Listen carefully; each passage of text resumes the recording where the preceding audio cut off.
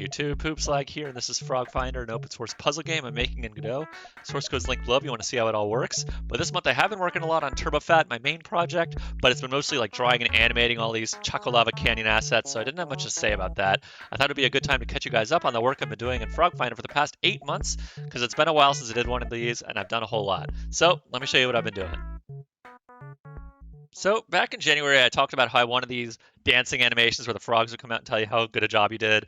I wanted these to be sort of like Kirby if you've played those games where at the end of a level they'll do a little dance for you. And it's always a little bit different. So I wrote a little frog dancing song in Basketball and then drew 4 dancing frames for a frog to do like a specific sequence and 4 slightly different frames where they might do a different sequence. And then I strung these together in animation players in Godot in different ways. Like the same 4 animation frames might look different if they're like shaking their hips in one and bouncing up and down in the other or something like that. And then the frogs will group these up randomly. So they'll do like a little dance, a second little dance, a third little dance, and then a little pose at the end to match the music. And it's really cute and it's always a little different. So it's fun to see what the frogs come up with. So the frog dance is this 8-second animation which is synced up with music, but it can fall out of sync like this. So you can see it didn't really line up there, and that'll happen if like your computer has a little hiccup, or I can force it by dragging the window off screen where the music keeps playing but the videos doesn't. So to fix this, I have a timer which goes every like quarter of a second and sees where's the music player's position and where's the animation player's position, and if they're far out of sync, then it'll bring the animation forward or backwards so it lines up again. And that fixes the problem totally, and I reused that later when I wanted to make a little movie with some background audio. So I also upgraded Frog Finder to Godot 4, which came with a few small bugs here and there I had to fix. For example, in almost any programming language, if you want the first 3 letters of the word catapult, you would call something like catapult.slice03, and it'll give you like cat, the first 3 letters. Godot 3 had this messed up, and it was giving you like cata or cat, I forget which, but it was off. And so when I upgraded Godot 4, I had to fix all the slice calls. Constants in Godot 3 used to sort of be a suggestion where you could assign them to a variable and then like shuffle them or something. And Godot 4 stops letting you do that, so that's kind of good. And I had to fix those places. And lastly, the default renderer in Godot 4 is the Vulkan renderer, which runs faster, but it starts up like 10 seconds slower. It's like instead of just clicking and your game launching it, you have to really wait for a while. So for development only, I'm downgrading to the compatibility renderer, which is much quicker.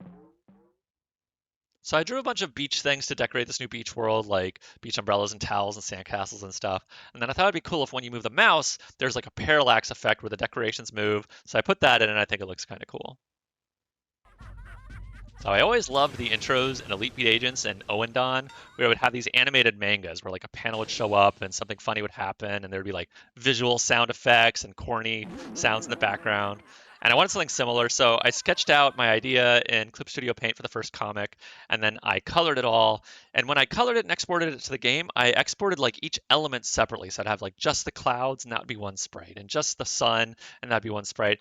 That way, when I put it in the game, what I could do is I could have like a frame player for here is just the first panel of the comic and all the parts that are in it. When that shows up, it fades in and the sun swoops to the right and all the beach elements swoop to the left and the frog blinks his eyes or whatever. So all those pieces can animate separately just for that frame. And then this overall choreographer kicks off each of those frame players in sequence to play the entire comic.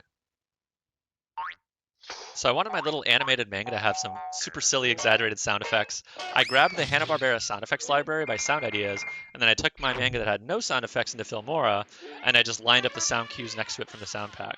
But then when I went to add this to my actual game, I was like, what am I gonna grab like 50 of these wave files and put them in my game's code, and then link them up with animation players? Because this is a lot of work, and anybody could grab those sounds and their license and stuff. So instead, what I did was I just exported the Filmora movie as an OGG, and I put that in my game. And then I can just keep that long OGG file with all the movie sound effects in sync using the same logic I did for the frog dance earlier.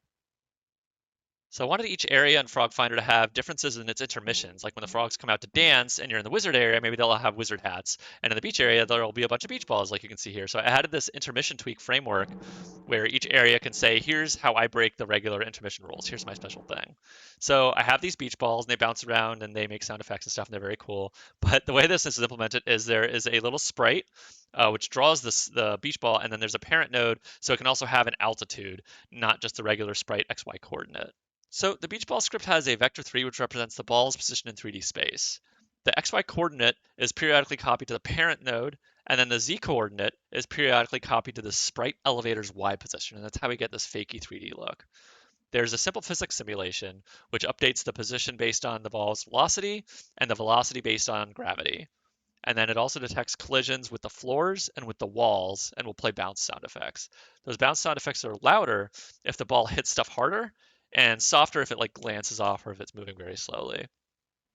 Lastly, frogs can kick these balls in the air, and that's done with these area 2Ds.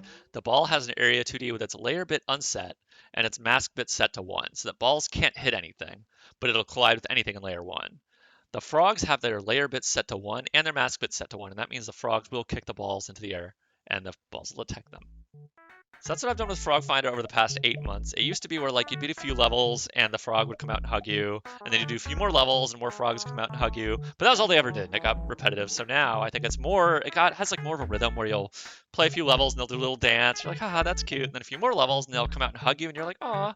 And then you get to the next world, and there's like this whole flashy animation, this new area, and all these new decorations and new puzzles, and it's like, whoa, cool. And ideally, I want it to get to where when you get to the end of the first 3 worlds that exist right now, you're like, that was really cool. Like, please make more. I want to see more worlds and see more funny animations. Right now, I don't think it's there yet. And once it gets there, then I can think about, like, okay, good. Now I'm ready to add all the cool levels I have in mind and all the cool puzzles and make it harder. But it has to be fun first, right? So that's what I'm working on. With Turbophet, though, I got the outdoor areas done, and now I just need to do the indoor areas, and then I can do the story. I've already written it all. I just need to have the areas so I can choreograph the story in the game. And then I do have some level ideas that I want to make, but that'll come last. And I don't know how much I'll get through that next month, but I'll get through some of it. I'll get through a good chunk. In the meantime, though, if you want to try out Frog Finder, it is still free on Itch.io, and I'd love any feedback you have. And thanks so much for watching, and I'll see you guys next month. Take it easy.